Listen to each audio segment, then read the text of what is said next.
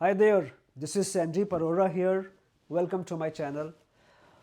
Today I want to talk to you about RAG, Retrieval Augmented Generation.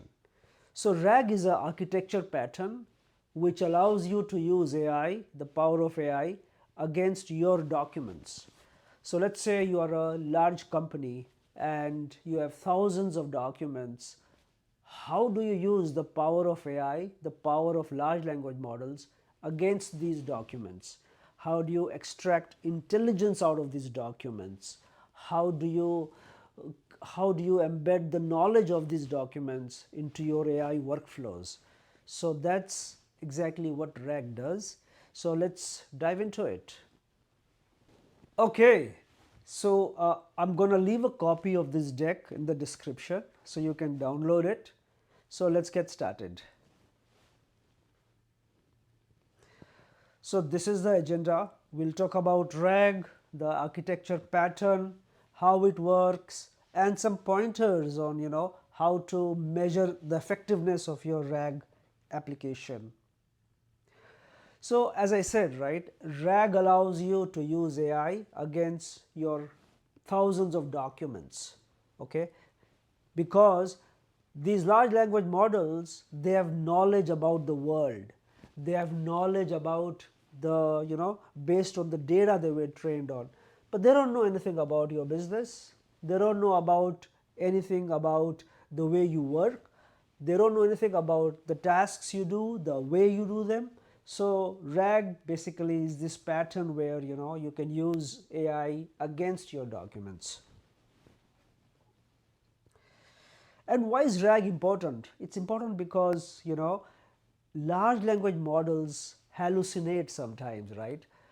But with RAG, you can ground them with information so that they can use AI on that information. So it reduces hallucination. You can create your chatbot or your AI app with citations, uh, meaning it can give a link saying, hey, I retrieved this part of the answer from this document, so that a human in the loop can actually go and verify before making a decision. Also, in business, new products, new services keep coming up, right? It's not possible to continuously train the large language models. So RAG, mitigates that, right?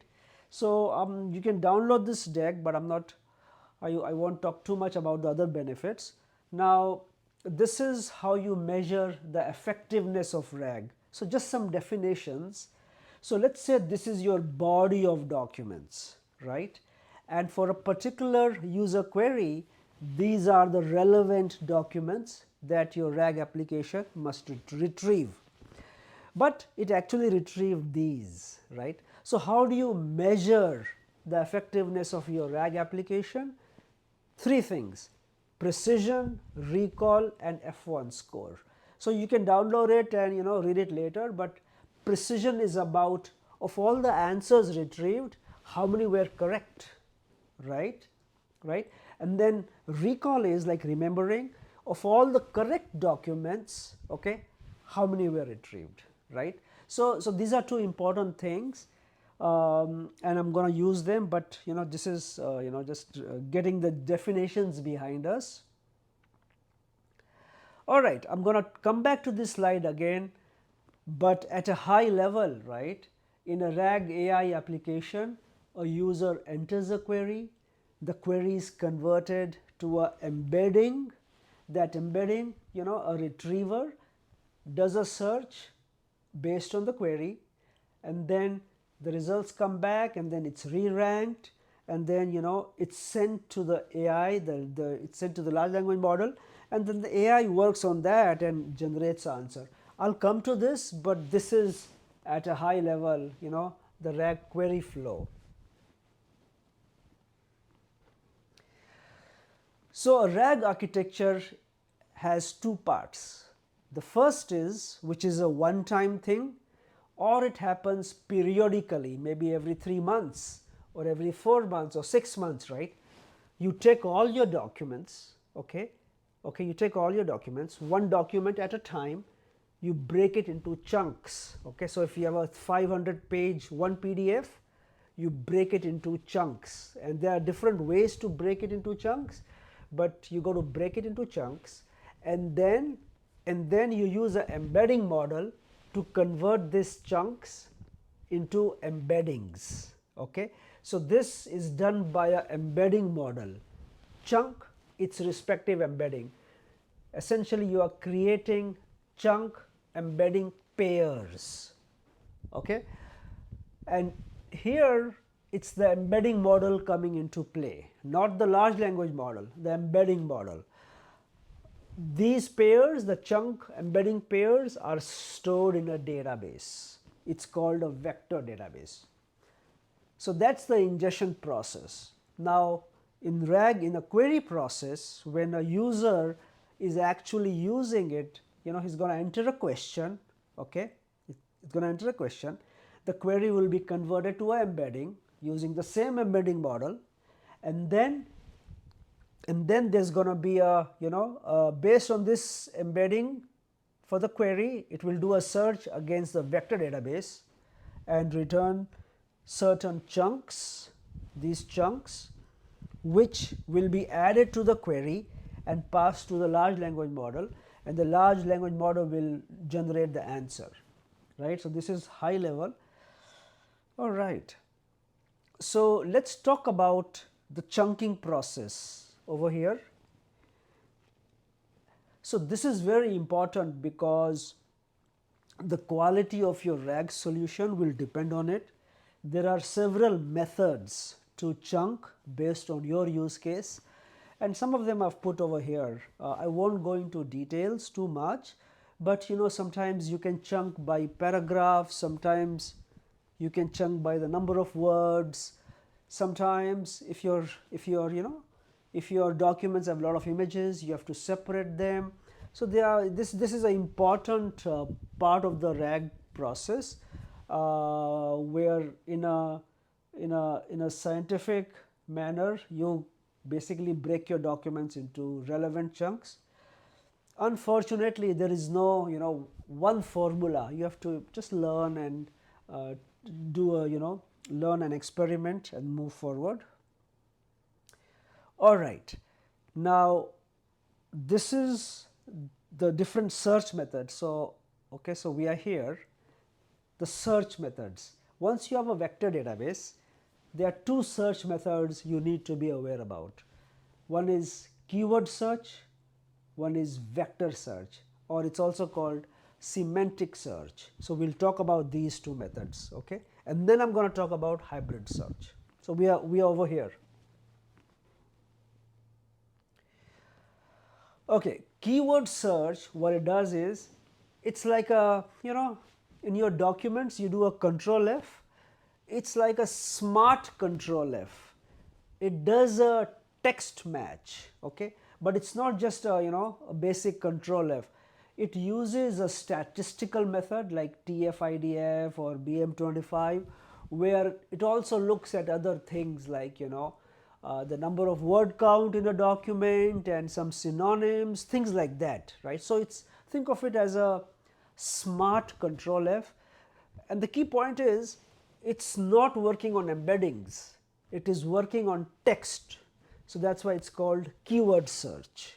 Okay, and it's important, it's very important. Then vector search, also called as semantic search. So here we are matching based on the meaning, not on exact match of words. So it's doing a search against the vector database using embeddings, and embeddings are searching relevant chunks based on the meaning. Okay, so again, this is text based with some statistical methods. This is vector based similarity search based on cosine similarity. So these are two different ways to search.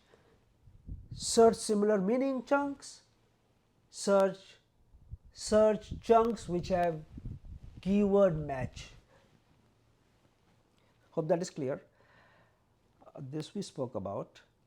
So hybrid search, what it does is it combines the results of the keyword search and the vector search. It takes the best scoring results of the keyword search and it takes the best scoring results of the vector search and it combines them. So that's what hybrid search does, and both are important, right? See, because so let's say you have a product. Let's say a user does a search on product. Let's say printer A789 driver. Okay. Now the RAG app must not return something just meaning like that, right? It needs to return the exact document where this keyword, right, printer A789 is there. So hybrid search takes care of that. It takes care of the keyword match as well. It takes care of the meaning match as well. So here is a nice visual by this website where a user entered spicy vegan chili. The keyword search will do text based matches. The vector search or semantic search will do meaning based matches and combine the results of these two and return a better experience, right? So it will also get spicy vegan chili soups, but it will also get vegetable and bean chili soups, and they're all correct, right? All right, so just to recap, hybrid search, combination of this plus this, each has its each has its strengths, and hybrid search combines the strengths of both of these methods.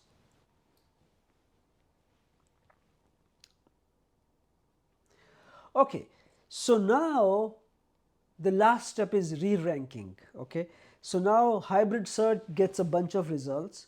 Those results have to be ranked so that they have to be scored and to be ranked, because the keyword search had its own score, the vector search had its own score, but to combine them, they need to be re-scored, right? So that's what re-ranking is, and it normalizes the scores of these two results, and it basically then passes them to the large language model.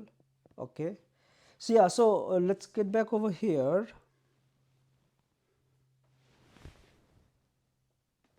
Yeah, so after that it's sent to the large language model, and based on the query, the AI, which is the LLM, will look at all those, and then it will generate the answer based on the query. So I hope you liked it. You can download this from the descriptions, and I'll see you next time. Take care. Bye.